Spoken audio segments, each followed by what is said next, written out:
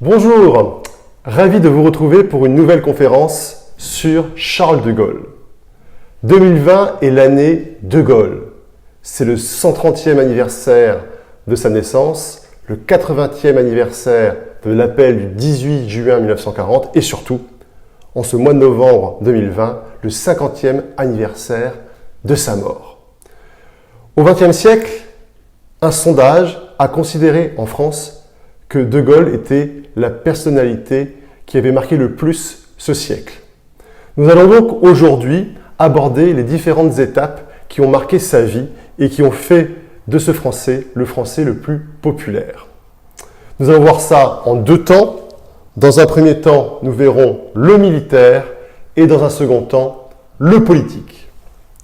Commençons tout d'abord par le militaire. Nous allons évoquer dans un premier temps une vocation précoce, puis le choc de la Grande Guerre et pour terminer, un officier hors norme.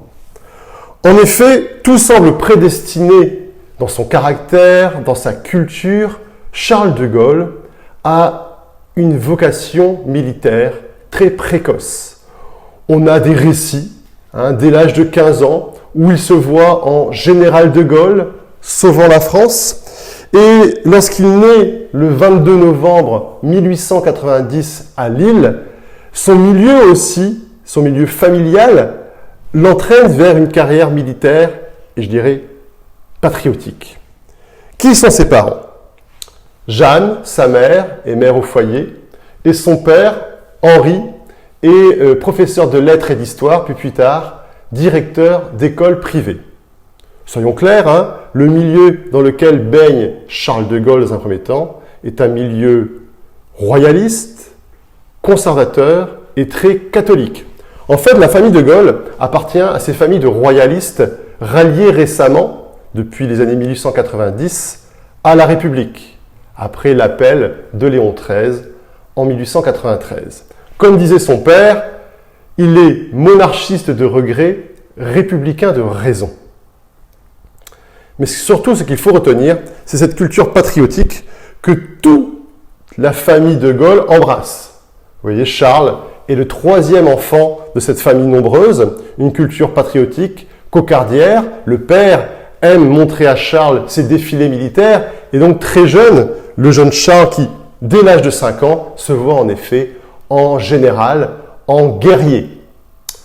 Et cette carrière militaire, toute sa vie, il va vouloir, en effet, dans cette carrière scolaire, la révéler. Il est élève vers 10 ans, formé chez les Jésuites, et c'est d'ailleurs dans ce cadre qu'il connaîtra un premier exil, puisque dans le cadre de la loi de séparation des églises et de l'État, en 1904-1905, les Jésuites sont expulsés de France, comme toutes les congrégations scolaires. Et De Gaulle poursuivra jusqu'au baccalauréat en Belgique. C'était son premier exil, mais après donc sa réussite au baccalauréat, il est inscrit au collège Stanislas pour préparer en 1908 le concours d'entrée à l'école militaire de Saint-Cyr. Donc il est toujours dans cette vision d'être un soldat et il obtient en effet l'école de Saint-Cyr, où il devient élève officier vers 1910. 1910, c'est proche, bien sûr, de la Grande Guerre, une Grande Guerre qu'il va, en effet, donc, dans laquelle il va être mobilisé et s'engager pleinement en tant que jeune officier. Et dès le départ, le combat est rude. Il connaît son baptême du feu à Dinant, en Belgique, et son baptême du feu fut particulièrement douloureux. Il est mitraillé au niveau des jambes en voulant prendre d'assaut un pont et il est vraiment miraculeusement sauvé. Criblé de balles, il s'en sort après plusieurs mois d'invalidité. Il faut comprendre en effet que cette grande guerre fut particulièrement frustrante pour le général de Gaulle.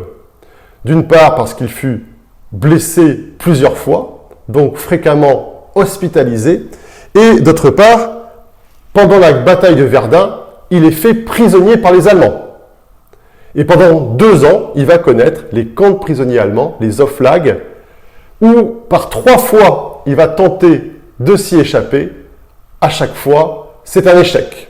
Et lorsque la fin de la guerre arrive en 1918, Charles de Gaulle en sort particulièrement frustré, puisqu'il n'a jamais pu montrer sa bravoure, son courage, son héroïsme dans les combats. Pourtant, il poursuit les combats sur un autre théâtre.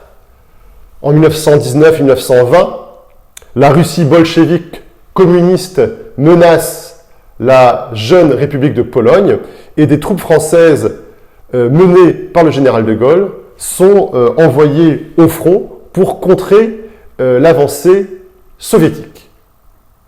Voilà donc les événements de cette grande guerre. Et c'est en sortant donc un peu frustré de cette grande guerre qu'il va connaître quand même une belle histoire. Il se marie en 1921 avec Yvonne Vendroux, issue de la bonne bourgeoisie du Pas-de-Calais. Et de ce mariage, donc, il y aura donc 3 enfants, Philippe, futur amiral, Anne et Élisabeth. Donc voilà ce mariage et cette famille.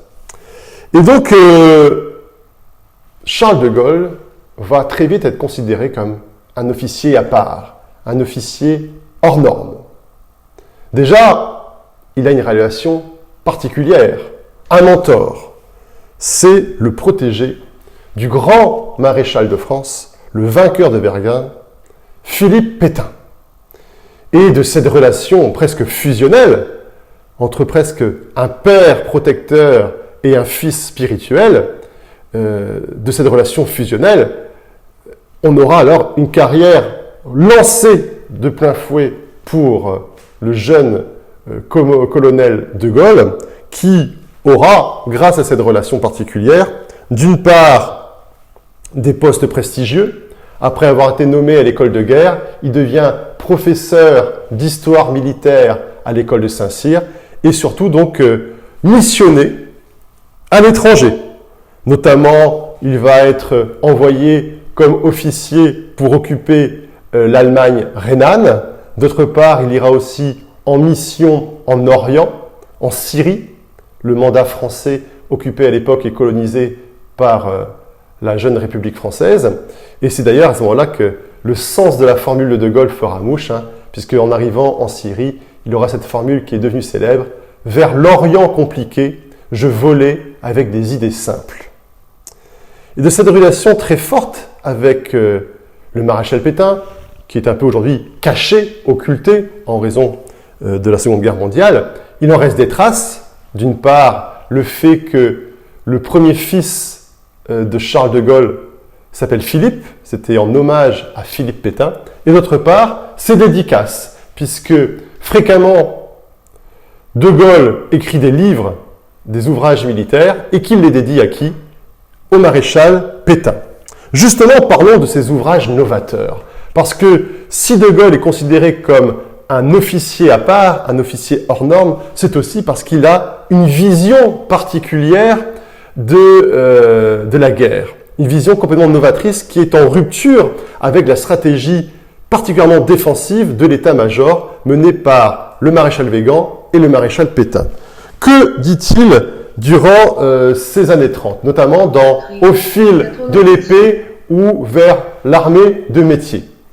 Eh bien, lui, il considère qu'il faut avoir une stratégie offensive où l'on va circonscrire l'armée à une armée de professionnels, 100 000 hommes, et surtout en mettant en avant les chars, les blindés. Et si cette vision militaire est complètement rejetée par l'état-major français, de l'autre côté du Rhin, il est lu avec beaucoup d'intérêt, d'une part par Hitler et surtout par le général Guderian. Et il s'en souviendra lorsqu'il faudra attaquer la Pologne et la France en 1939 et en 1940. Mettre en avant les chars et non pas les hommes pour vaincre. C'était une conception de De Gaulle qui sera reprise par les Allemands à notre détriment. Et justement, en mai 40, De Gaulle pourra tenter, tant bien que mal, de mettre en avant ces nouvelles conceptions. Mais il est le seul. Il dirige une division blindée en Champagne. On le voit d'ailleurs ici avec le président de l'époque, Albert Lebrun, et c'est justement De Gaulle qui réalisera un des rares exploits militaires pendant cette débâcle, puisque en mai 40, pendant quelques jours, dans la bataille de Montcornet, il arrive à repousser l'envahisseur allemand. Ce n'est bien sûr pas du tout suffisant. Mais cet exploit militaire et cette vision lui permet de connaître son premier poste ministériel. À Bordeaux, le nouveau gouvernement de Paul Reynaud qui a des liens très forts aussi avec le général de Gaulle, à Bordeaux, Paul Reynaud, président du Conseil, nomme comme sous-secrétaire d'État à la guerre Charles de Gaulle. Et c'est à ce moment-là qu'il y a la rupture. La rupture, d'une part, entre les tenants de l'armistice, menés par Weygand et par le vice-président du Conseil, Philippe Pétain, et ceux qui veulent encore et encore tenir leur rang, que ce soit en Bretagne, avec le fameux réduit breton, ou encore en Afrique du Nord. Cette ligne est tenue d'une part par Paul Reynaud et surtout par le sous-secrétaire d'État, Charles de Gaulle. Cette rupture gouvernementale, elle apparaît entre donc Pétain et de Gaulle, puisque c'est Pétain qui l'emporte. Et dans ce contexte, actuellement, en 2020, il y a un film qui a rappelé ces heures douloureuses de mai-juin 40, quand un seul homme en France se dressait contre l'inéluctable et contre cette défaite inexorable, c'est De Gaulle. Voici la bande-annonce de ce film où De Gaulle est joué par Lambert Wilson.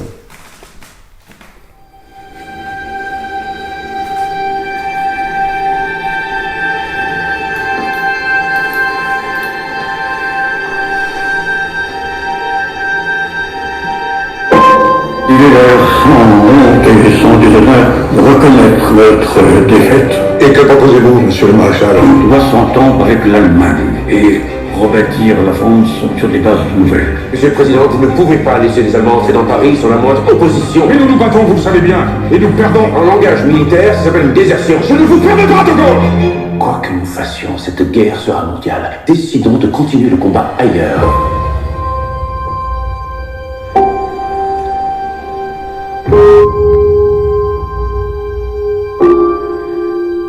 En ces heures douloureuses, c'est le cœur serré que je vous dis aujourd'hui qu'il faut cesser le combat.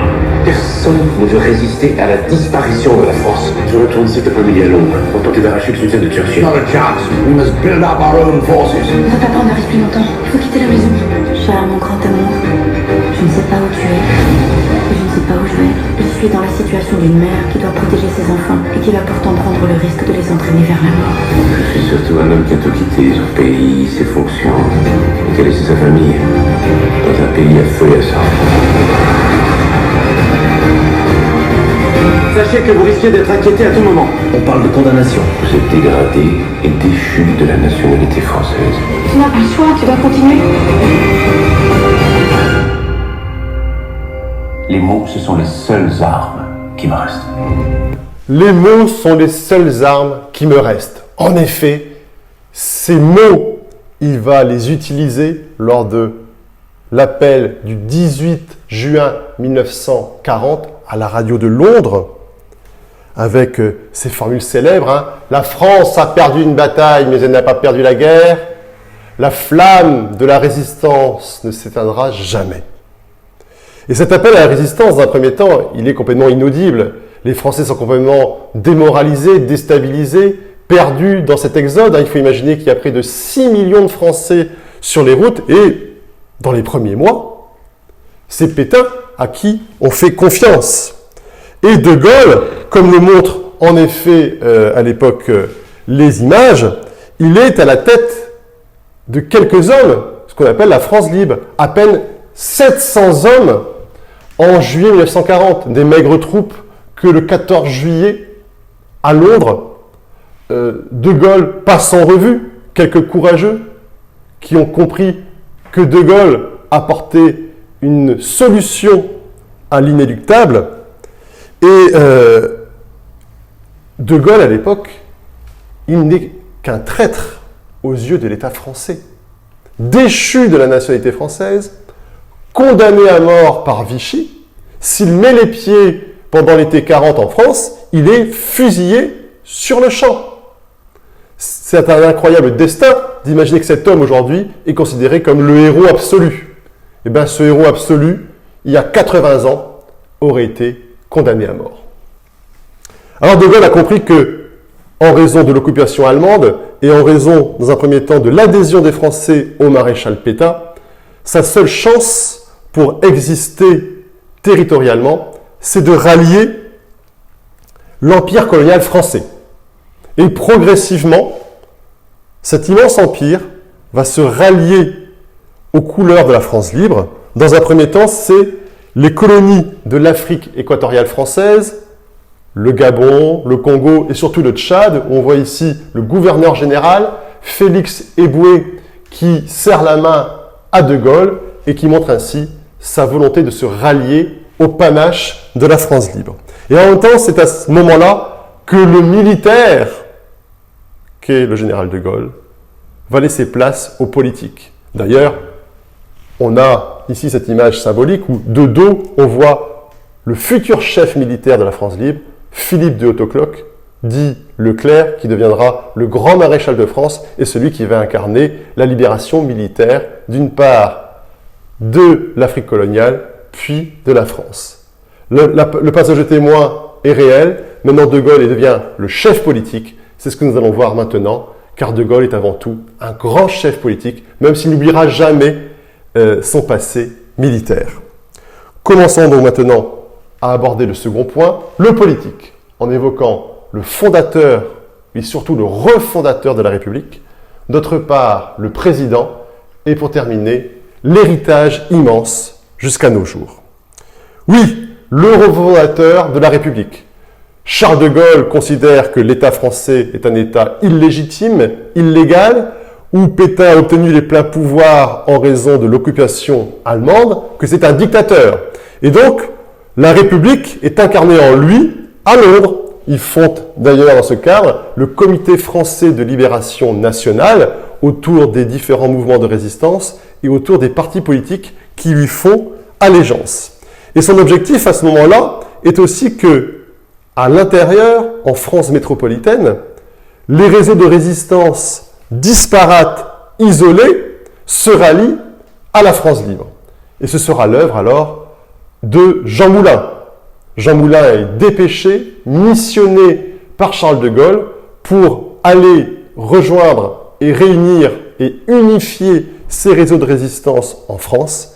Il y parvient au péril de sa vie, puisque s'il fonde en 1943 le Conseil national de la résistance, il sera, vous le savez, en juin 1943, arrêté par la Gestapo lyonnaise et il mourra sous la torture. Et ce programme du Conseil national de la résistance, sous-titré, et c'est magnifique, « Les jours heureux », ce programme national de la résistance, il a un double volet. Un programme de libération militaire de la France, mais surtout un programme de refondation de la République. Et c'est dans ce contexte qu'à partir de juin 1944, ce n'est plus le CFLN, le Comité français de libération nationale, que De Gaulle préside, mais le gouvernement provisoire de la République française qui s'installe dans un premier temps à Alger, puisque Alger est libéré, puis, dans quelques mois, à Paris. Justement, nous sommes en juin 1944, c'est le moment où les Américains débarquent en Normandie, et De Gaulle a compris qu'il faut très vite aussi arriver en Normandie pour installer et instaurer son pouvoir, d'autant plus que les Américains sont assez méfiants à l'égard du général de Gaulle. Il arrive dès le 14 juin 1944 à Bayeux, premier bain de foule, première adhésion populaire, et ce sera sans doute son principal argument pour s'imposer face aux Américains, pour établir, au nom de la France, la République. L'été 1944 est un été triomphal pour De Gaulle, notamment marqué par le 26 août 1944 et de ce fameux défilé à Paris où près d'1 million de Parisiens acclament De Gaulle qui, lorsqu'il arrive sur le parvis de l'hôtel de ville, s'exclame ainsi « Paris outragé, Paris brisé, Paris martyrisé, mais Paris libéré !» Et il rajoute « libéré par lui-même et par le concours des forces françaises », surtout en oubliant les Américains. Et l'objectif à ce moment-là de De Gaulle, c'est de rétablir partout les lois de la République. En un trait de plume, il dit que les décrets de Vichy sont abolis, nuls et non avenus. Et il fonde une nouvelle république. Une république qui est plus démocratique, notamment pour vous, mesdames, puisqu'à partir de 1944, De Gaulle signe une ordonnance qui autorise aux femmes de voter, ainsi que les militaires d'ailleurs. Une république plus démocratique, mais aussi plus sociale, avec l'instauration, en 1945, du régime de sécurité sociale qui permet à tous d'avoir enfin des besoins convenables pour se venir, même pour les plus fragiles, les retraités, les malades, les invalides notamment. Et cette république plus démocratique et plus sociale a aussi pour objectif de punir les collaborateurs. Nous avons donc une phase d'épuration judiciaire où les grands dignitaires de Vichy sont successivement condamnés. Pour Laval, vice-président du Conseil, et pour Joseph Darnan, chef de la milice, ce sera la peine de mort. Quant à son ancien mentor, Philippe Pétain, qui a presque 90 ans, sa peine de mort est commuée en un exil, en une déportation sur l'île Dieu, où il mourra à 95 ans en 1951. Et ce que l'on constate à ce moment-là, c'est que De Gaulle, non seulement devient un ardent républicain qui a su restaurer les lois de la République, et que cette restauration, elle s'assoit sur une immense popularité. De Gaulle, c'est cette immense stature, il fait 1m96, un sens de l'éloquence remarquable, la magie du verbe s'opère, et une popularité incroyable. Regardez les bains de foule autour de lui, cette manière aussi de saluer les gens, de serrer les mains. Voici un voyage parmi tant d'autres. Nous sommes en 1945, dans une Bretagne en ruine.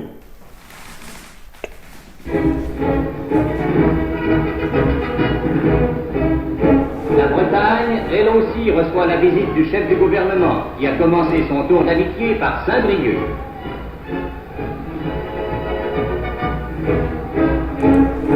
Puis c'est Brest. Le général de Gaulle parcourt la ville en ruine au milieu des acclamations. Ce tas de pierres qu'on fleurit, c'est ce qui reste d'un monument aux morts, massacré lui-même, symbole d'une ville martyre.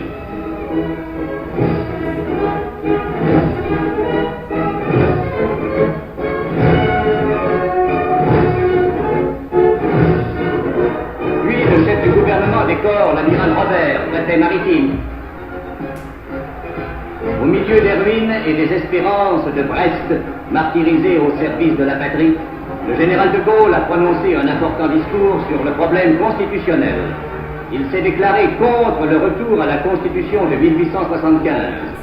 La nation, a-t-il dit, doit conférer le pouvoir constituant à l'Assemblée qu'elle va élire au mois d'octobre prochain. La nation peut évidemment, si telle est sa volonté, lui attribuer en même temps la totalité de tous les autres pouvoirs. Pour moi, autant je souhaite que cette Assemblée reçoive le mandat d'élaborer une nouvelle Constitution, autant j'estimerais déplorable qu'elle se trouvât omnipotente, sans aucun frein et sans aucune limite.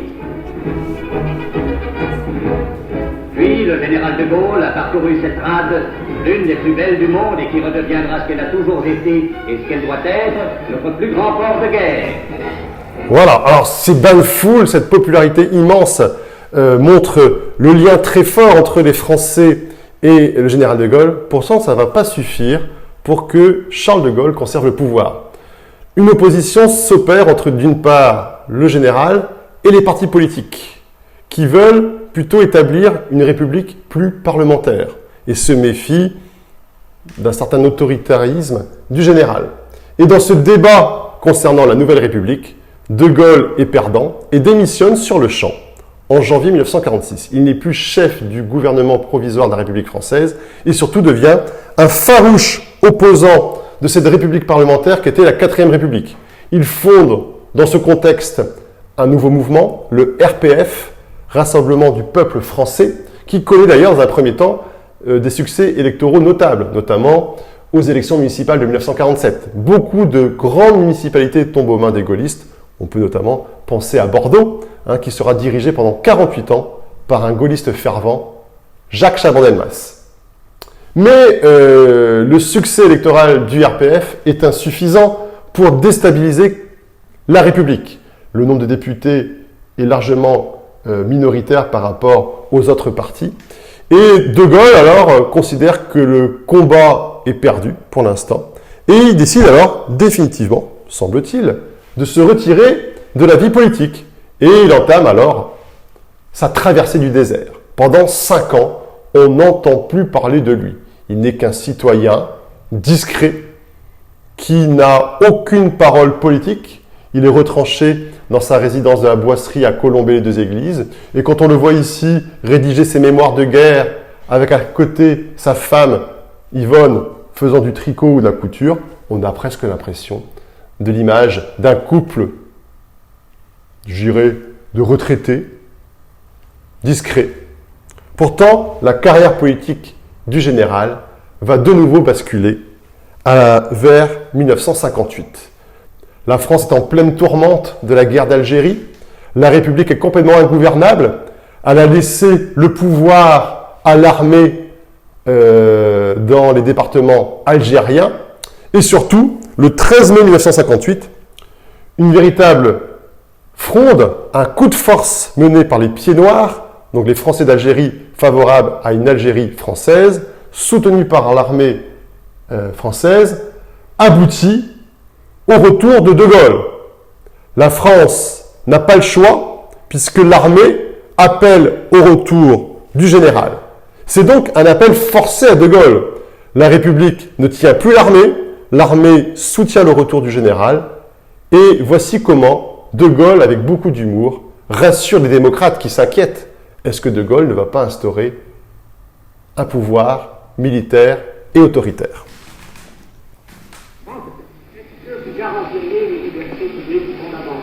Est-ce que j'ai jamais attenté aux libertés publiques fondamentales? Je les ai rétablies. Il y a une seconde, attenté jamais. Pourquoi voulez-vous qu'à 67 ans, je commence une carrière de dictateur? Voilà. Pourquoi voulez-vous qu'à 67 ans, je commence une carrière de dictateur? Et donc, c'est le paradoxe de l'histoire. De Gaulle va être investi comme président du Conseil de la 4ème République, en ayant les pleins pouvoirs, pour justement mettre fin à cette République honnie par lui et détestée. Et on va donc arriver maintenant, bien sûr, à la phase la plus glorieuse de son pouvoir politique, c'est lorsqu'il fut président pendant 11 ans, de 1958 à 1969. Voici le portrait officiel dans la bibliothèque de l'Élysée avec la croix de la Légion d'honneur. Et De Gaulle a une double mission. La première mission, c'est bien sûr d'instaurer une nouvelle république, la 5e, celle dans laquelle nous sommes, et de régler le problème de l'Algérie. Et donc, en septembre 58, il vous demande, à vous les Français, un oui franc et massif pour cette nouvelle constitution. Et d'ailleurs, son vœu sera exaucé, puisque plus de 80% des Français diront oui à cette nouvelle république, une république qui est donc la 5e, et qui donne en effet des pouvoirs élargi, renforcé au chef de l'État. Non seulement il peut dissoudre l'Assemblée nationale, ensuite il peut consulter les citoyens directement par référendum sans passer par le vote des parlements et surtout, ce qui peut poser parfois problème, il a en possession l'article 16 qui lui permet d'avoir les pleins pouvoirs. En somme, d'avoir un pouvoir dictatorial en cas de crise grave seulement. Et enfin, ces pouvoirs seront renforcés à partir de 1962, lorsque il est élu au suffrage universel direct. Donc c'est bien un lien très fort qui se crée entre le président et les Français, on pourra même presque l'appeler un lien de monarchie républicaine. Et cette mission étant accomplie, il a fondé une république forte et stable, puisque ça fait quand même déjà plus de 62 ans que nous avons les mêmes institutions, quasiment inchangées. Il va devoir régler le problème algérien, avec dans un premier temps des ambiguïtés. Je vous rappelle que De Gaulle est arrivé dans les valises des militaires et des Pieds Noirs. Il faut donc qu'il donne des gages aux partisans d'Algérie française. Et lors de son premier voyage à Alger, le 4 juin 58, il aura cette fameuse formule bien sibylline et ambiguë « Je vous ai compris ». Mais au bout d'un an, il a surtout compris que l'Algérie n'était plus tenable. d'un point de vue économique, d'un point de vue moral, et qu'il fallait donc laisser libre choix aux habitants de l'Algérie de décider de leur sort. Et donc, on va passer à ces certitudes, le référendum sur l'autodétermination en 1961, qui aboutit bien sûr à un processus référendaire qui va aboutir à l'indépendance de l'Algérie. Cette indépendance n'est pas acceptée. De Gaulle devient la cible, d'une part, des partisans de l'Algérie française dans le cadre de l'OAS et d'une partie aussi des militaires, avec notamment en avril 1961 le fameux putsch des généraux. Ils sont 4, ils ont pour nom Salan, Chal, Jouot et Zeller, et ils veulent embarquer les militaires dans un coup d'État. Voici comment De Gaulle riposte. C'est assez extraordinaire, regardez-le, il est habillé en général.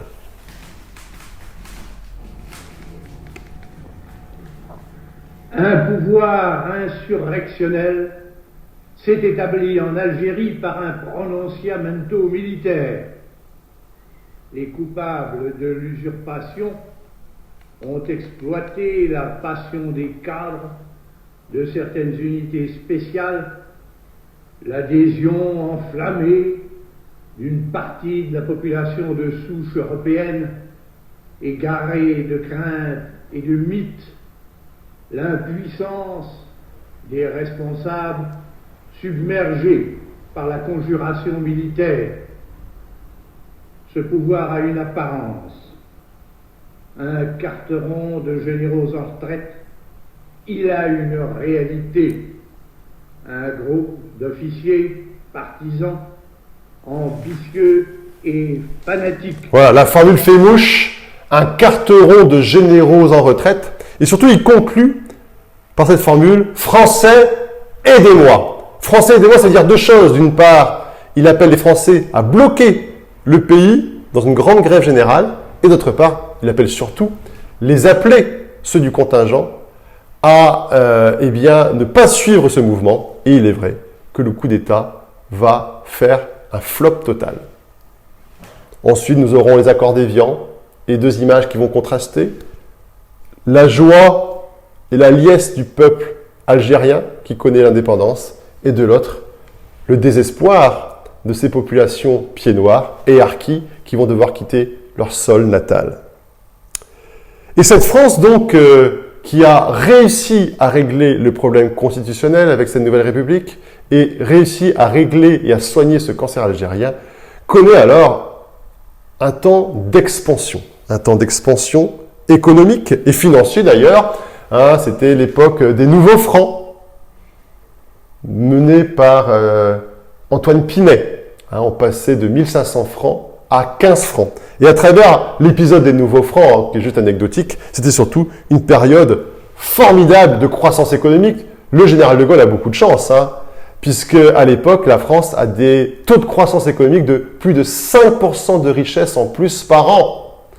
Comme disait de Gaulle, l'intendance suivra. Et l'intendance suivra, à l'époque, il avait beaucoup de chance. C'est à l'époque, en effet, de l'industrialisation à outrance, des premières automobiles, des premières télévisions. Et de Gaulle profite de cette croissance économique assez remarquable.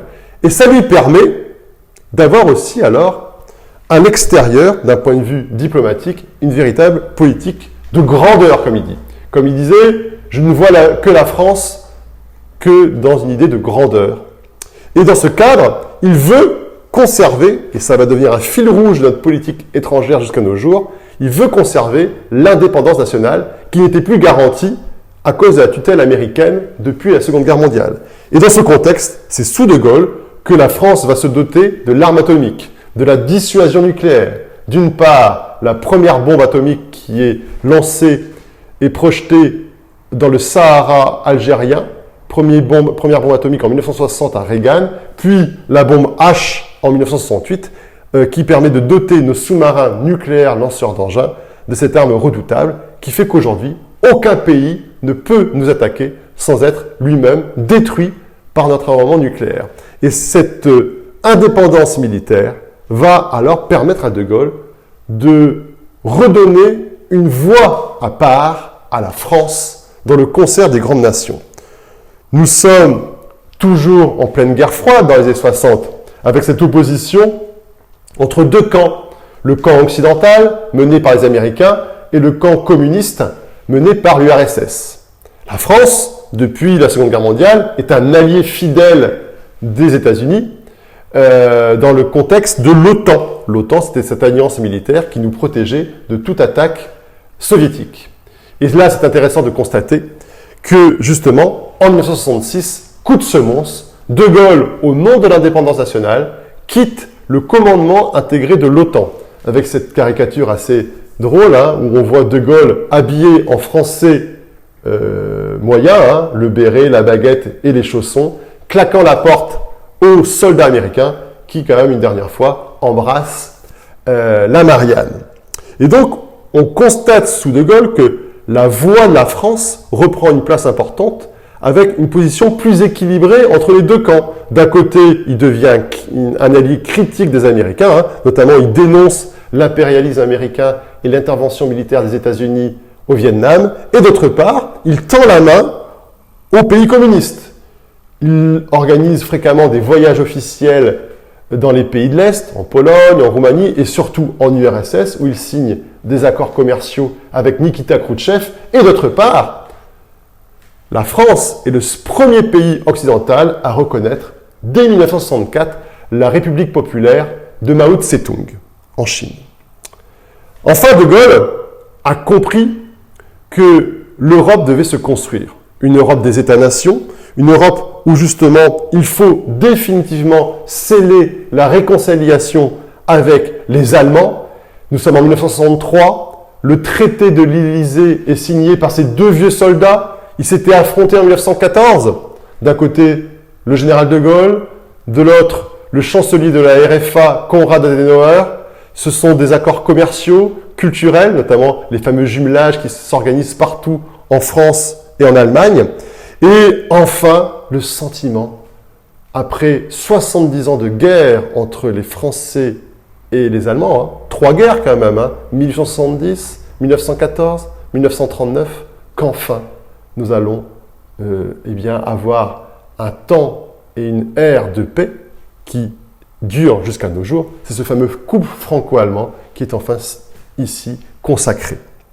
Néanmoins, De Gaulle, qui est pour l'Europe des États-nations, se méfie d'une Europe politique. En somme, De Gaulle, dans sa conception très nationaliste, très souverainiste, considère que l'Europe doit servir la France commercialement et économiquement, mais surtout, elle ne doit pas, la France, être inféodée à une Europe politique. Il rejette donc toute idée de fédéralisme. Regardez cette scène où De Gaulle ironise sur cette Europe politique. Dès lors que nous ne nous battons plus entre Européens et Occidentaux, dès lors qu'il n'y a plus de rivalité immédiate et qu'il n'y a pas de guerre, ni même de guerre imaginable, entre la France et l'Allemagne, entre la France et l'Italie, et même, bien entendu, un jour, entre la France, l'Allemagne, l'Italie et l'Angleterre, eh bien, il est absolument normal que s'établisse entre ces pays occidentaux une solidarité. C'est cela l'Europe. Et je crois que cette solidarité doit être organisée. Il s'agit de savoir comment et sous quelle forme. Alors, il faut prendre les choses comme elles sont, car on ne fait pas de politique autrement que sur des réalités. Bien entendu, on peut sauter sur sa chaise comme un cabri en disant l'Europe, l'Europe, l'Europe, mais ça n'aboutit à rien, et ça ne signifie rien. Voilà, on peut sauter sur sa chaise en criant comme un cabri l'Europe, l'Europe, l'Europe. Voilà, un sens de la formule remarquable. De là à dire que De Gaulle aujourd'hui serait anti-européen, il y a un pas que je ne franchirai pas. De Gaulle était né en 1890, c'était un homme en effet fondamentalement attaché à la patrie. C'est un homme de son époque. Aujourd'hui, aurait-il dit la même chose? On n'en sait rien. Néanmoins, on constate que De Gaulle, en ce début des années 60, marche sur les eaux. Il est très populaire, il a la chance, dans une période où l'économie tourne à plein régime, il n'y a pas de chômage. Et en outre, il a réglé le problème de l'Algérie et les problèmes institutionnels en créant la Ve République. Mais à partir de 1965, on constate une montée des oppositions. Notamment, puisque De Gaulle représente plutôt la droite, marquée par la gauche. La gauche qui, d'une part, critique l'absence de réforme sociale. Il était vrai, hein, les caisses de l'État étaient pleines. Pourtant, sous De Gaulle, il n'y a eu quasiment aucune réforme favorable aux classes populaires. Et d'autre part, on dénonce le monarque républicain, l'autoritarisme du général. On l'appelait mon général. Et il est vrai que ces images, hein, où cet homme était habillé en officier alors qu'il était président, pouvaient paraître un peu en décalage. Et l'homme qui va incarner l'opposition dans un premier temps, c'est François Mitterrand. François Mitterrand qui va réussir à cristalliser les forces de gauche pour devenir le candidat d'une gauche unie, unissant notamment les communistes et les socialistes autour de sa personne.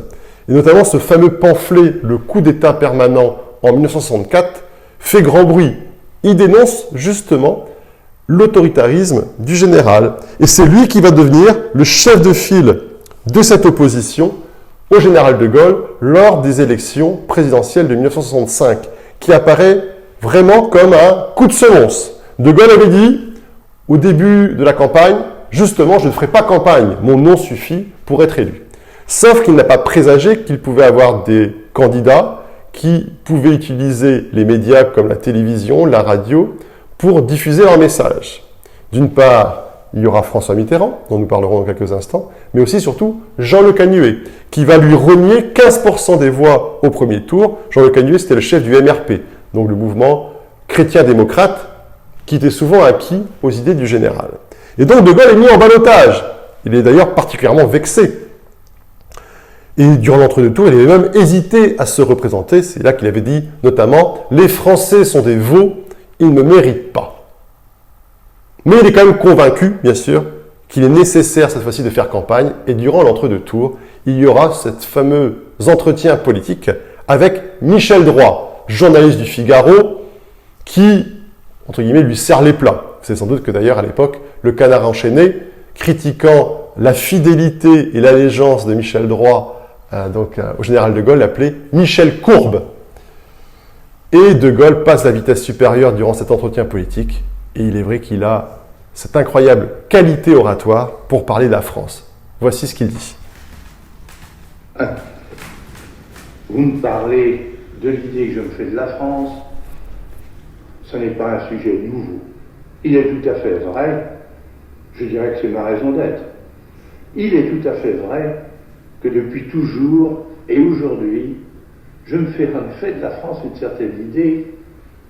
Je veux dire par là qu'à mon sens, elle est quelque chose de très grand, de très particulier.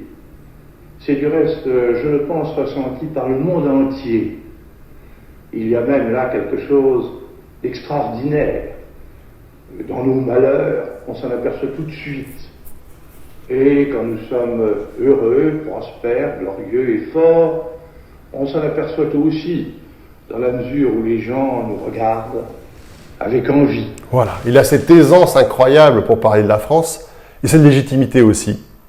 Cette légitimité qui lui permet alors de gagner facilement le second tour contre François Mitterrand.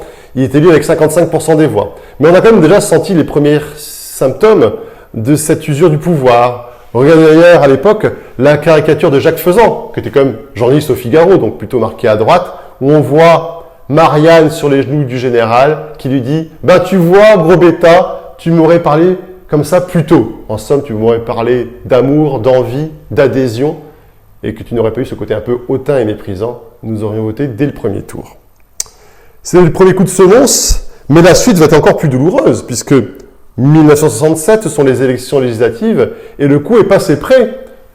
Le parti du général de Gaulle, l'UNR, l'Union pour la Nouvelle République, n'a plus la majorité absolue. Il est obligé de s'allier avec des partis de centre-droit comme les Républicains indépendants de Giscard d'Estaing pour conserver le pouvoir. C'est d'ailleurs à ce moment-là que ce sont de jeunes députés qui arrivent aussi à l'Assemblée nationale pour la première fois, notamment Jacques Chirac, qui avait gagné en Corrèze. Mais le vrai coup qui fera beaucoup de mal à De Gaulle, ce sont les événements de mai 68.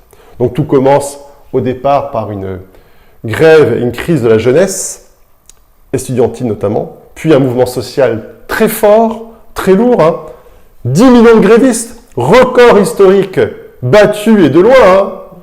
Généralement, au maximum, c'était 3 millions de grévistes. Le pays est paralysé, bloqué, et cette crise universitaire et sociale débouche inéluctablement sur une crise politique. Voici les affiches particulièrement cruelles contre le général. On voit le général reconnaissable avec son képi et son long nez, bâillonnant un jeune et lui disant « Sois jeune et tais-toi » ou encore « La chienlit, c'est lui ». Il retourne ici cette affiche, bien sûr, et bien son fameux discours, hein, la réforme, oui, la chienlit, non. Voilà. Et De Gaulle, dans un premier temps, semble complètement désemparé, déconcerté dans cette crise politique. Il n'a aucune prise sur les événements. Et alors, on a cet incroyable coup de théâtre. Nous sommes le 29 mai 1968.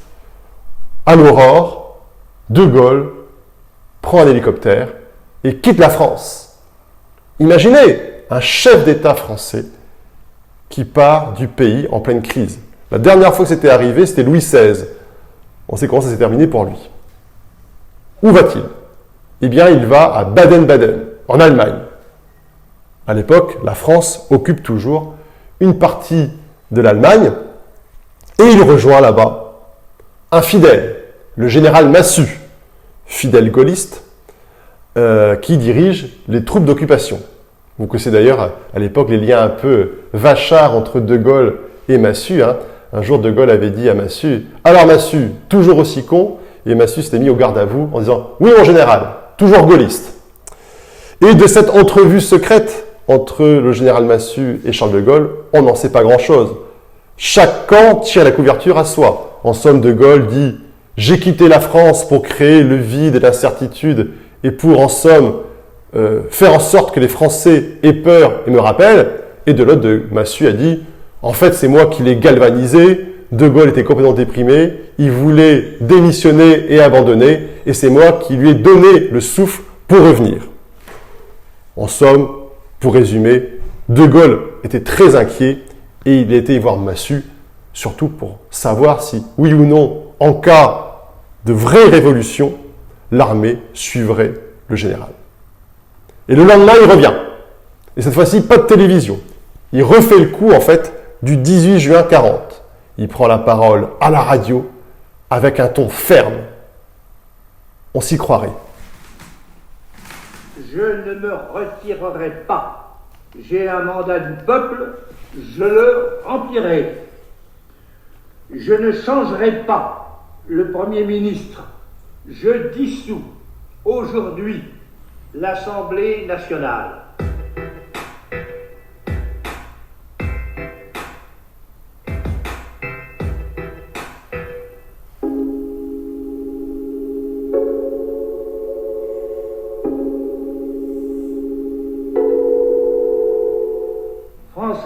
Français, étant le détenteur de la légitimité nationale et républicaine, j'ai envisagé depuis 24 heures toutes les éventualités sans exception qui me permettraient de la maintenir. J'ai pris mes résolutions. Dans les circonstances présentes, je ne me retirerai pas. J'ai un mandat du peuple, je le remplirai. Je ne changerai pas le Premier ministre. Je dissous aujourd'hui l'Assemblée nationale. Quant aux élections législatives, elles auront lieu dans les délais prévus par la Constitution, à moins qu'on entende bâillonner le peuple français tout entier en l'empêchant de s'exprimer, en même temps qu'on l'empêche de vivre, par les mêmes moyens qu'on empêche les étudiants d'étudier, les enseignants d'enseigner, les travailleurs de travailler. Ces moyens, ce sont l'intimidation, l'intoxication et la tyrannie exercée par des groupes organisés de longue main en conséquence, et par un parti qui est une entreprise totalitaire, même s'il a déjà des rivaux à cet égard. En tout cas, partout et tout de suite, il faut que s'organise l'action civique. La France, en effet, est menacée de dictature. On veut la contraindre à se résigner à un pouvoir qui s'imposerait dans le désespoir national. Lequel pouvoir serait alors évidemment essentiellement celui du vainqueur, c'est-à-dire celui du communisme totalitaire. Naturellement, on le colorerait pour commencer d'une apparence trompeuse en utilisant l'ambition et la haine de politiciens au rencard, après quoi ces personnages ne pèseraient pas plus que leur poids, qui ne serait pas lourd. Eh bien non, la République n'abdiquera pas, le peuple se ressaisira. Le progrès, l'indépendance et la paix l'emporteront avec la liberté. Vive la République, vive la France. Voilà, discours ferme, c'est réellement le langage du chef. Il faut retenir surtout le moment très fort où on va même taper du poing, hein. Partout et tout de suite. Il faut que l'action civique s'engage. Et cette action civique s'engage, c'est en effet, d'une part, donc, de grandes décisions prises par De Gaulle. Il dissout l'Assemblée nationale pour rebattre les cartes. Il conserve comme Premier ministre Georges Pompidou. Et surtout, il appelle à une grande manifestation.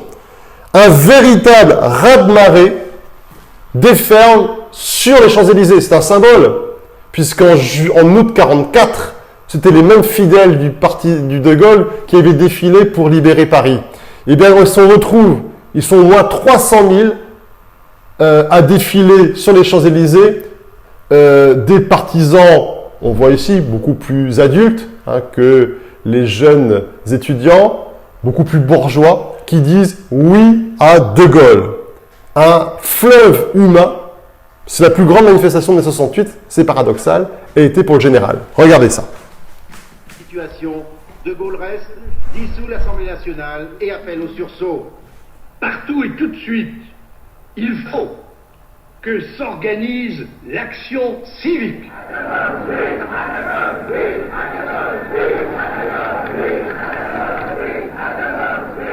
Quand on est arrivé au bas des Champs-Élysées, on a vu que des gens affluaient de partout. Il y avait déjà du monde au rond-point, il y avait du monde sur presque toute la longueur. Ça fait un vrai fleuve qui a rempli toute l'avenue depuis la Concorde jusqu'à l'Étoile.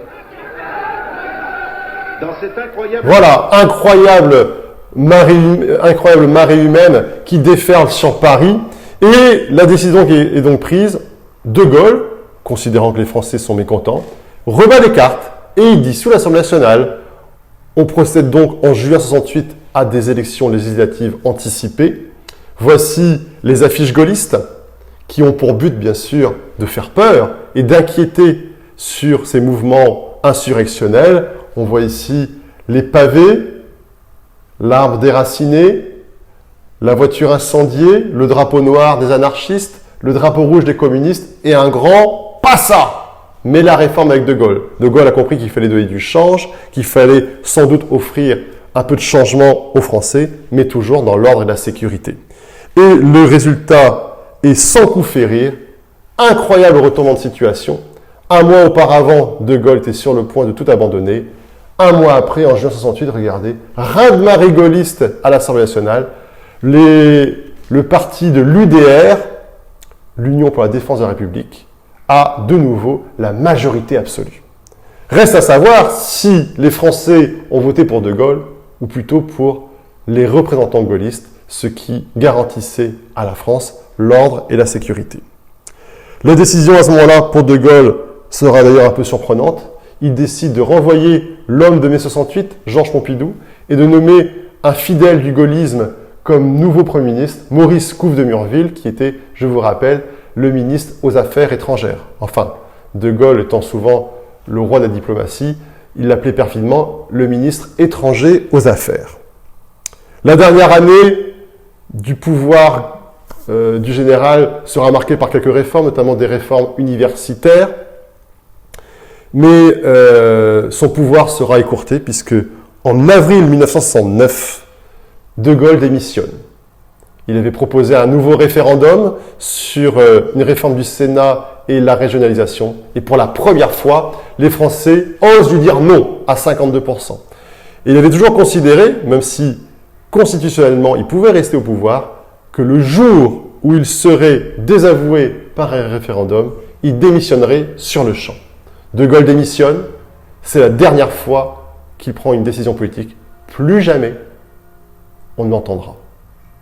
On va voir donc maintenant ces derniers mois et l'immense héritage illustré bien sûr par cette croix de Lorraine érigée en Champagne qu'il laisse. Les derniers mois sont en effet très discrets, alors que la bataille présidentielle bat son plein en juin 69 et que Georges Pompidou va gagner. Lui, il s'est exilé de nouveau. Il est en Irlande et cette image est d'une toute beauté. Cet homme qui avait été si adulé, si apprécié, si entouré par les Français, il se retrouve seul devant cet estran sableux, cette mer d'Irlande brumeuse. Il ne lui reste plus qu'un soutien, sa femme, celle qu'on appelait Tante Yvonne. Et dans ces derniers mois, on aura donc ces images, des images peut-être plus controversées, d'un voyage en Espagne où il rencontre le dictateur Franco. Et l'incroyable nouvelle, c'était il y a 50 ans exactement. Il est près de 20h, le 9 novembre, Charles de Gaulle s'est assis à sa table de bridge et entame une nouvelle partie de cartes. Il fait ce qu'on appelle une réussite. Il appelle Yvonne, il dit « Ivan », en prenant sa tête dans les mains, « J'ai mal dans le dos, j'ai mal dans le dos ». Et il s'effondre. Il s'effondre. Lorsque le curé et le médecin arrivent, il est trop tard. De Gaulle a été victime d'une rupture d'anévrisme. Il est mort sur le coup. Et la nouvelle ne sera sue que le lendemain. C'est fait partie de ces jours dans votre vie, je suis certain, où vous saviez ce que vous faisiez lorsqu'on vous a annoncé la nouvelle. Et celui qui vous a annoncé la nouvelle, c'était Georges Pompidou, le président de la République. Il a interrompu les émissions télévisées, il est arrivé devant vous, il a dit 2 phrases. Aujourd'hui, le général de Gaulle est mort, la France est veuve. Rien que cela. Onde de choc, deuil national, avec ces unes où on voit partout, bien sûr, une France stupéfaite de voir le père de la nation et de la République disparaître. Et de Gaulle avait dit « Je ne veux pas d'obsèques nationales, je ne veux pas d'hommage, je ne veux pas de discours. » Et on aura donc un double enterrement. Il avait dit qu'il voulait être enterré auprès des siens. Et être enterré auprès des siens, c'était auprès des gens, ceux de Colombey, là où il vivait depuis plusieurs années, avec les militaires quand même. Voilà pourquoi on voit De Gaulle et son cercueil sur un affût de char. Et de l'autre, on aura un hommage international en la cathédrale Notre-Dame de Paris. Près de 80 nations viennent se recueillir. On reconnaît ici, au premier rang notamment, le président américain Richard Nixon ou le roi de Belgique Baudouin. Alors, plutôt que de longs discours, j'ai retrouvé des images de cet enterrement à Colombey. Regardez ici, en effet, le 12 novembre 1970, cette foule qui se retrouve près du cimetière de Colombey dans un hommage très silencieux et très émouvant. On voit les gens qui pleurent, on voit le V de la victoire, quelques Marseillaises, et voici le char qui accompagne le cercueil de De Gaulle dans sa dernière demeure. Sa dernière demeure où il va retrouver sa petite Anne, sa fille handicapée qui était morte à l'âge de 20 ans. Voilà.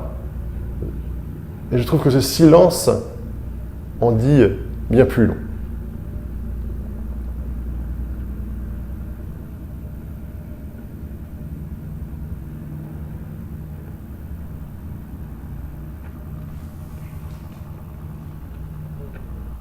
Voilà.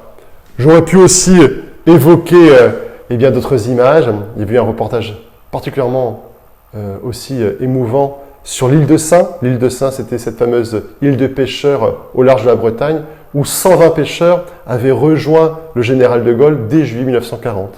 Et là aussi, on voyait des vieux pêcheurs qui, pour la première fois, pleuraient lorsque leur général était mort. Et l'héritage alors politique du général est immense.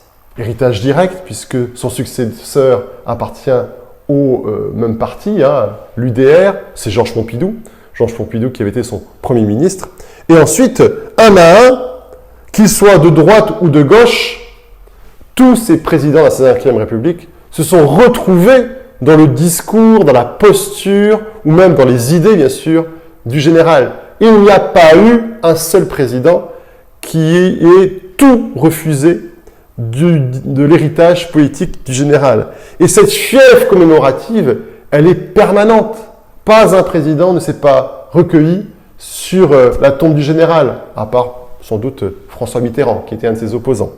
Et justement, donc, cette année de Gaulle, c'est une véritable fièvre commémorative qui s'abat sur la France, justement le 9 novembre, avec la visite du président Emmanuel Macron sur la tombe du général de Gaulle. Et il aura ces mots très très forts. Hein.